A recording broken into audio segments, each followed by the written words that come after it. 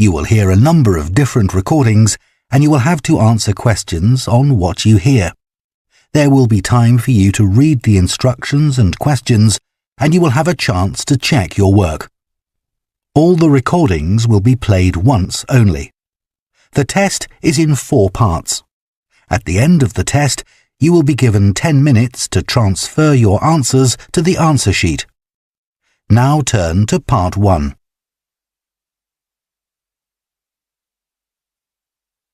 Part 1. You will hear a man called Jack giving advice to a friend about surfing holidays. First, you have some time to look at questions 1 to 6.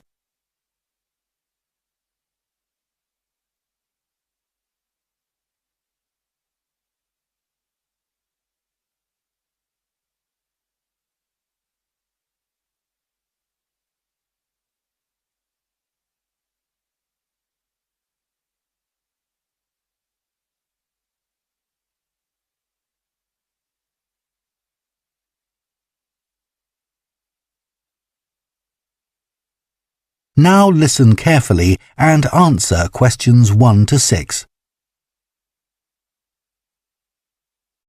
Jack, I'm thinking of taking the kids to the seaside on a surfing holiday this summer, and I wanted to ask your advice, as I know you're such an expert. Well, I don't know about that. But yes, I've done a bit of surfing over the years. I'd thoroughly recommend it. I think it's the kind of holiday all the family can enjoy together. The thing about surfing is that it's great for all ages and all abilities. My youngest started when he was only 3. Wow! But it's quite physically demanding, isn't it? I've heard you need to be pretty fit. Yes, you'll certainly learn more quickly and won't tire as easily. Well, that should be okay for us. You've been surfing a few times in Ireland, haven't you? Yes, there's some great surfing there, which people don't always realise. And which locations would you recommend? There seem to be quite a few. Yes, there are loads. Last year we went to County Donegal. There are several great places to surf there. What about in County Clare? I read that's also really good for surfing. Yes, it is. I've been there a few times. Most people go to Lahinch. My kids love it there. The waves aren't too challenging and the town is very lively. Are there good hotels there? Yes, some very nice ones. And there are also a few basic hostels and campsites. It's great if you need lessons, as the surf schools are excellent. Sounds good. Yes, and there's lots to see in the area, like those well-known cliffs. I've forgotten the name of them. Oh, don't worry. I can look them up. I've also been surfing in County Mayo, which is less well known for surfing, but we had a really good time. That was a few years ago when the kids were younger. There's a good surf school at Carraniskey Beach. How do you spell that? CARROWNISKEY.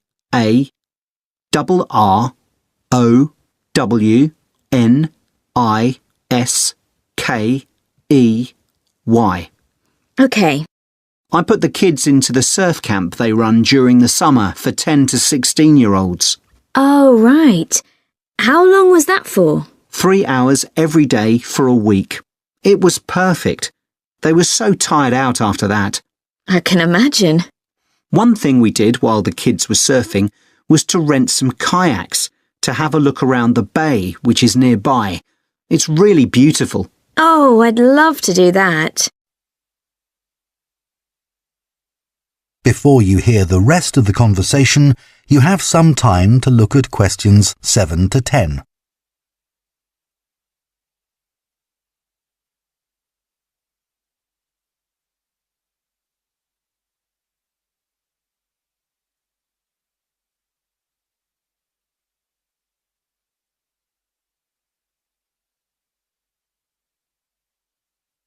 Now listen and answer questions 7 to 10. Now, the only time I went to Ireland, it rained practically every day. Yes, that can be a problem. But you can surf in the rain, you know. It doesn't have the same appeal somehow. Well, the weather's been fine the last couple of years when I've been there, but actually it tends to rain more in August than in the spring or autumn. September's my favourite month because the water is warmer then. The only problem is that the kids are back to school then. I know. But one good thing about Irish summers is that it doesn't get too hot. The average temperature is about 19 degrees, and it usually doesn't go above 25 degrees. That sounds all right. Now, what about costs? Surfing is a pretty cheap holiday, really.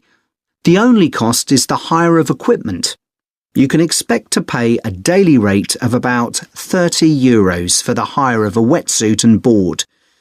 But you can save about €40 if you hire by the week. That's not too bad. No. It's important to make sure you get good quality wetsuits. You'll all get too cold if you don't. And make sure you also get boots. They keep your feet warm, and it's easier to surf with them on too. OK, well, thanks very much for that. That is the end of Part 1. You now have half a minute to check your answers to Part 1.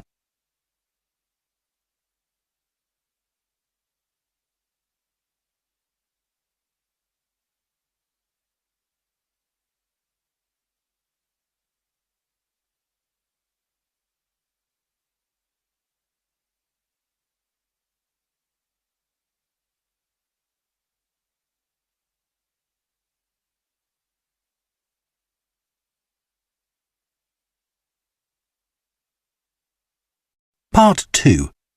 You will hear the manager of a childcare service at a primary school talking to parents at an open day about the school's childcare service offered before and after school. First, you have some time to look at questions 11 to 15.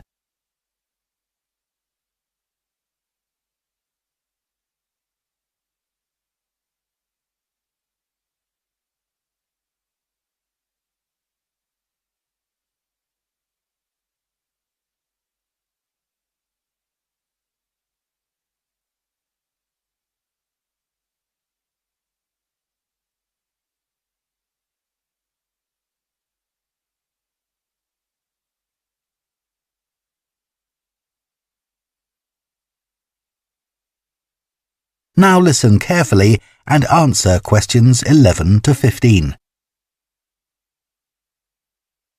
Good afternoon. My name's Mrs. Carter and I run the before and after school extended hours childcare service. I hope you've had a chance to have a good look around the school and talk to staff and pupils. I know that many of you are interested in using our childcare service when your child joins the school, and perhaps you already know something about it. But for those that don't, I'll go through the main details now. We offer childcare for children from the ages of 4 to 11, both before and after school. I know that many parents who work find this service invaluable. You can leave your child with us, safe in the knowledge that they will be extremely well cared for. We're insured to provide care for up to 70 children, although we rarely have this many attending at any one session. I think we generally expect around 50 to 60 children for the afternoon sessions, and about half that number for the breakfast sessions. Although we currently do have 70 children registered with us, not all of these attend every day. It's 10 years since we began offering an extended hours service, and we've come a long way during that time. When we first opened, we only had about 20 children attending regularly. We try to keep our costs as low as we can, and we think we provide very good value for money. For the afternoon sessions, which run from 3:30 until 6 p.m, it's £7.20. But if you prefer, you can pay for 1 hour only, which costs £3.50, or 2 hours, which costs £5.70. The cost of the childcare includes food and snacks. They'll be given breakfast in the morning and in the afternoon, a healthy snack as soon as they finish school. At 5 p.m, children are given something more substantial, such as pasta or a casserole. Please inform us of any allergies that your child might have, and we'll make sure they're offered a suitable alternative. As you may know, the childcare service runs through the school holidays from 8 a.m. to 6 p.m. We offer a really varied and exciting programme to keep the children entertained. We don't want them to feel as if they are still at school. It will also feel different because they'll get the chance to make new friends with children from other schools. Spaces are available for them because a lot of our term time children don't always attend during the holiday.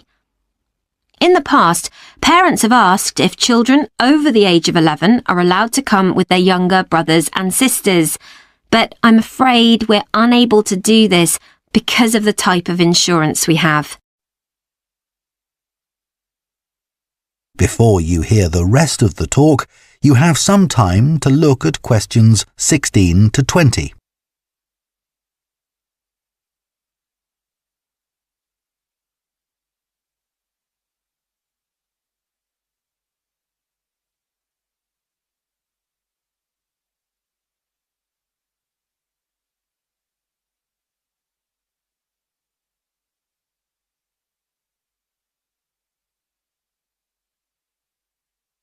Now listen and answer questions 16 to 20.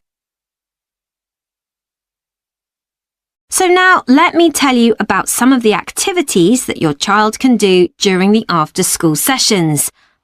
As well as being able to use the playground equipment, computers, and the library, there is usually at least one special activity that children can do each day.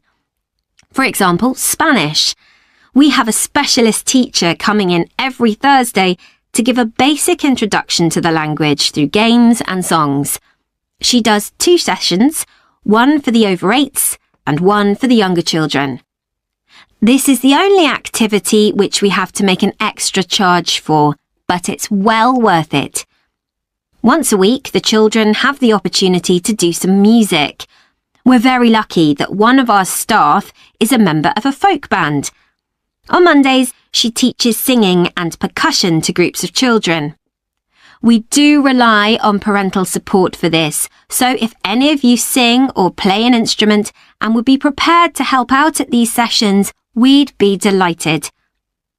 Painting continues to be one of the most popular activities. To begin with, we weren't keen on offering this because of the extra mess involved, but children kept asking if they could do some art, and so we finally gave in.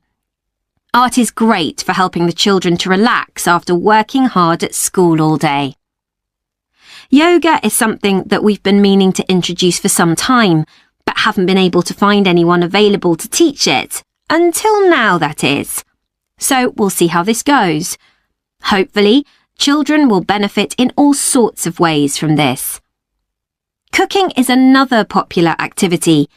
They make a different sort of cake or pizza or bread each week. Although the younger children love doing it, we found that the mess was just too much. So we've decided to restrict this to the over 8s, as they are better able to clean up after themselves. That is the end of part 2. You now have half a minute to check your answers to part 2.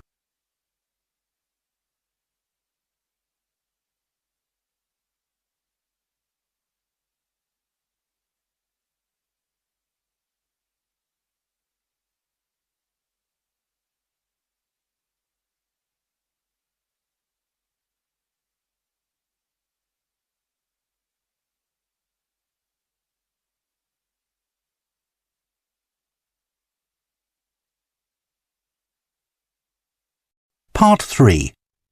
You will hear Holly, a student on an events management course, talking to her tutor about her work placement. First, you have some time to look at questions 21 to 24.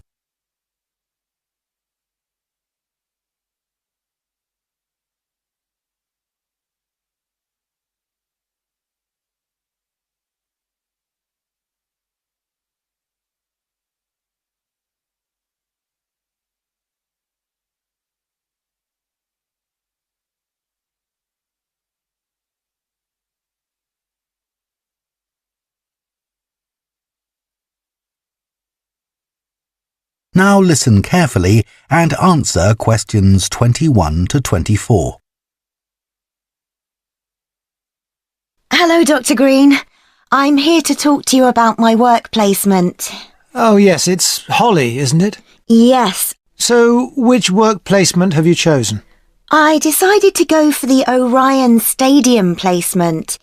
The event I'll be managing is one where I'm helping to set up a sports competition for primary school children. Yep, that's always a popular placement, even though it can be tougher than you think, working with children. I know, but it's the fresh air that attracts me. Organising something indoors doesn't have the same appeal, even though it might be fun. OK, so obviously safety is going to be one of your key concerns for this event? Yes, I've already thought about that. I'll need to make sure none of the equipment's damaged. Ah, well, you'll be working with schools, so the equipment will be their responsibility. However, the grounds and what goes on there will be yours. Oh, I see. That'll include keeping everyone within the boundary once they're in their kit and on the field? Exactly. You'll need to inspect areas like changing rooms as well, for anything someone can trip over, but your main priority will be not to lose anyone. Right. I'll need staff to help with that. And don't forget about the spectators. I was thinking that many of them will be parents who could help run the event. I wouldn't rely on that. They'll be more interested in filming their children than volunteering. I'll need to make sure they don't interfere with events doing that. And that's not always easy, especially when a proud parent's trying to get a snap of their child and you want them to move elsewhere. OK. What about the scheduling? With sporting events, there are all sorts of things that can alter the timetable, like rain, for instance, though so far we've always been lucky with that. Yeah, and I was thinking about what to do if someone got hurt as well. I know that last year that caused a terrible delay. You have to be prepared for such things. Oh, what if a match ends in a draw? Do you let the teams keep going until someone wins? That'll be up to you. And again, you need to plan for it. Right. Before you hear the rest of the discussion, you have some time to look at questions 25 to 30.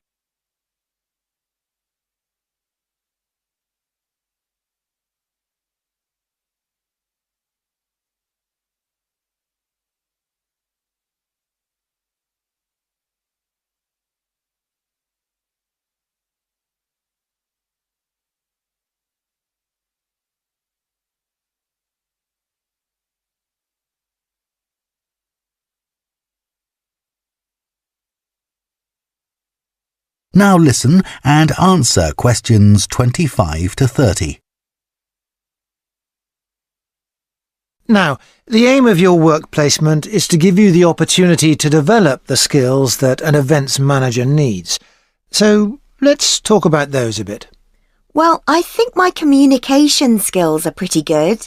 I can talk on the phone to people and book venues and that kind of thing. Good. Just remember, it isn't only about what you say. If you meet someone face-to-face and want to persuade them to be a sponsor, for example... Oh, I'll dress up for that, sure. Good.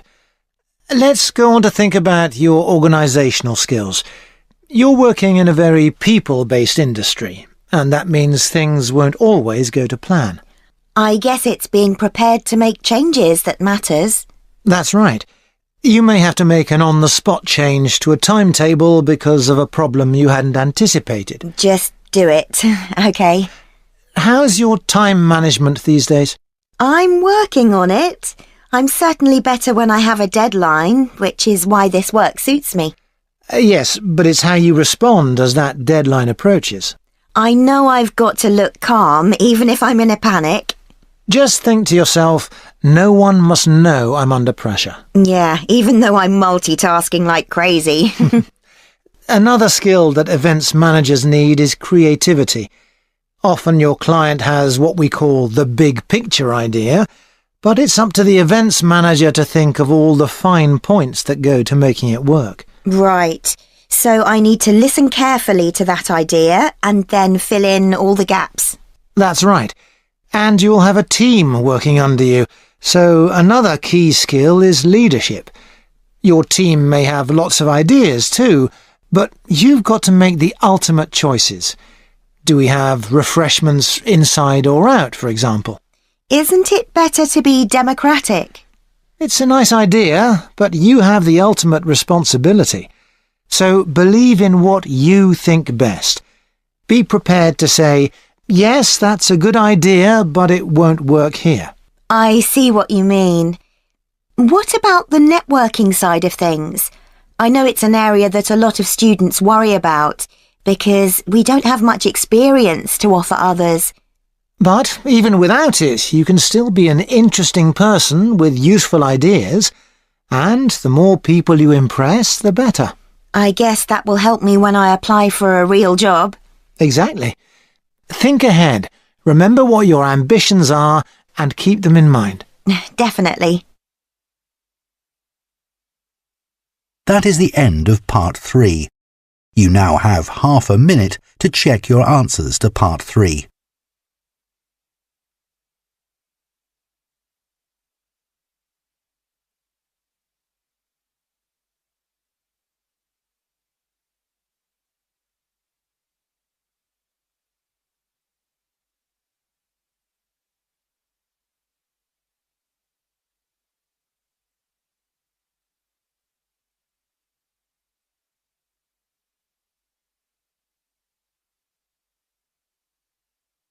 Part 4.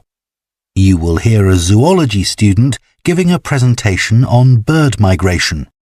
First, you have some time to look at questions 31 to 40.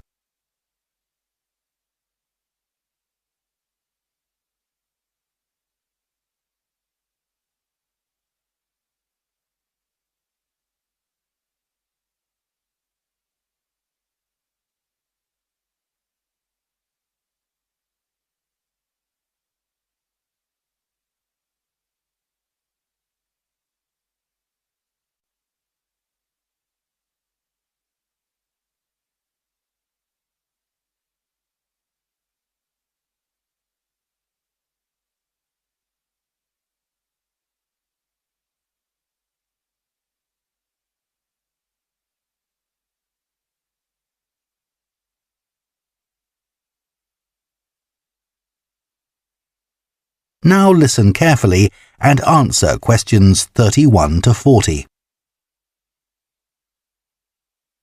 Scientists believe that a majority of the Earth's bird population migrate in some fashion or other. Some travel seasonally for relatively short distances, such as birds that move from their winter habitats in lowlands to mountaintops for the summers.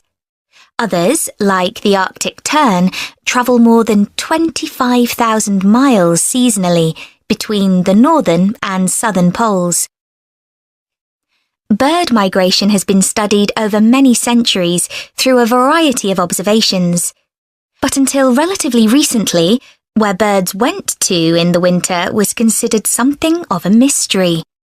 The lack of modern science and technology led to many theories that we now recognise as error-filled and even somewhat amusing. Take hibernation theory, for example. 2,000 years ago, it was commonly believed that when birds left an area, they went underwater to hibernate in the seas and oceans. Another theory for the regular appearance and disappearance of birds was that they spent winter hidden in mud till the weather changed and food became abundant again. The theory that some birds hibernate persisted until experiments were done on caged birds in the 1940s, which demonstrated that birds have no hibernation instinct. One of the earliest naturalists and philosophers from ancient Greece was Aristotle, who was the first writer to discuss the disappearance and reappearance of some bird species at certain times of year.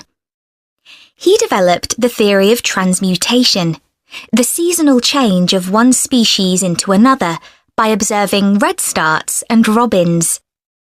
He observed that in the autumn, small birds called redstarts began to lose their feathers, which convinced Aristotle that they changed into robins for the winter and back into redstarts in the summer. These assumptions are understandable, given that this pair of species are similar in shape, but are a classic example of an incorrect interpretation based on correct observations. The most bizarre theory was put forward by an English amateur scientist, Charles Morton, in the 17th century. He wrote a surprisingly well-regarded paper, claiming that birds migrate to the moon and back every year. He came to this conclusion as the only logical explanation for the total disappearance of some species.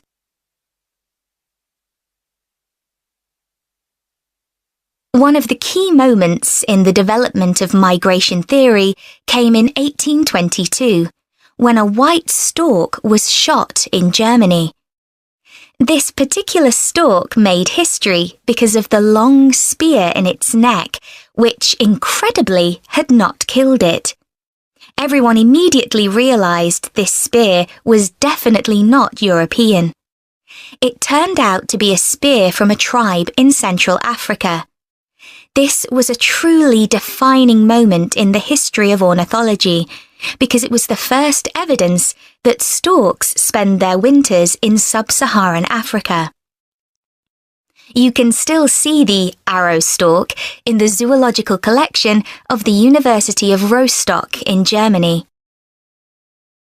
People gradually became aware that European birds moved south in autumn and north in summer, but didn't know much about it until the practice of catching birds and putting rings on their legs became established. Before this, very little information was available about the actual destinations of particular species and how they travelled there. People speculated that larger birds provided a kind of taxi service for smaller birds by carrying them on their backs. This idea came about because it seemed impossible that small birds, weighing only a few grams, could fly over vast oceans. This idea was supported by observations of bird behaviour, such as the harassment of larger birds by smaller birds. The development of bird ringing by a Danish schoolteacher, Hans Christian Cornelius Mortensen, made many discoveries possible. This is still common practice today and relies upon what is known as recovery. This is when ringed birds are found dead in the place they have migrated to and identified. Huge amounts of data were gathered in the early part of the 20th century, and for the first time in history, people understood where birds actually went to in winter. In 1931, an atlas was published showing where the most common species of European birds migrated to. More recent theories about bird migration vary widely. That is the end of Part 4. You now have 1 minute to check your answers to Part 4.